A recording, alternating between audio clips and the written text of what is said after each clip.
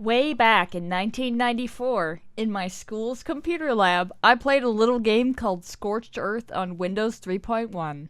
A number of years later, games like Worms and Gunbound served to scratch that itch, but I figured this type of shooting genre was essentially dead. However, with the release of Shellshock Live, I was apparently all wrong. Here's a quick bit of disclosure for you all. I received a key to review this game, however, that will not affect my opinion of the game in the end, and absolutely no money has changed hands. Shellshock Live is a bit of a mixture of all of those games, but reminds me of Scorched Earth the most, right down to its color scheme. Well, except for those awesome multicolored shots. Hitting your opponent with those was so badass. The gameplay works as you'd expect. Aiming is done by choosing the angle and power you wish to shoot at, and you can move your tank around with the W, A, S, and D keys. The game will also give you a random assortment of shot types to choose from, depending on what you've unlocked. Because of the type of game this is, there is absolutely no story to speak of, but there is a single-player mode. The levels are all essentially challenges, and range from shooting targets to shooting CPU tanks before they shoot you first. These levels start off really easy, but quickly become pretty difficult. Getting through all of these will likely take you quite a bit of time. So what's the point of even playing through single player mode in a game that is so obviously multiplayer focused? The unlocks. There's a ridiculous amount of stuff to unlock in this game, from cosmetic tweaks to shot types, and getting them all will take a long time. Getting all of the different shot types is a huge undertaking in and of itself. Never mind everything else. Multiplayer comes with its own set of unlock incentives, as it gives you far more experience points, as well as the in-game currency of gears.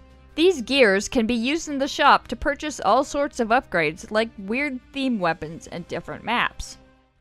Unfortunately, we come to one of the downsides of Shellshock Live, and that isn't how it looks. Worms really improved on the formula of games like Scorched Earth by adding a ton of character, with goofy voices, cartoony graphics, and hilariously silly weapons. Shellshock Live has some good music, but everything else is pretty stripped down in comparison.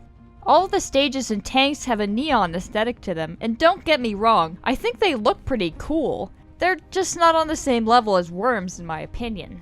The lack of silly weapons is definitely a bit of a shame as well. A lot of what drew me into playing so many hours of Gunbound and Worms were the different weapons and all of the weird things they would do. Shellshock Live has the general effects of them, but they look a lot more bland in comparison.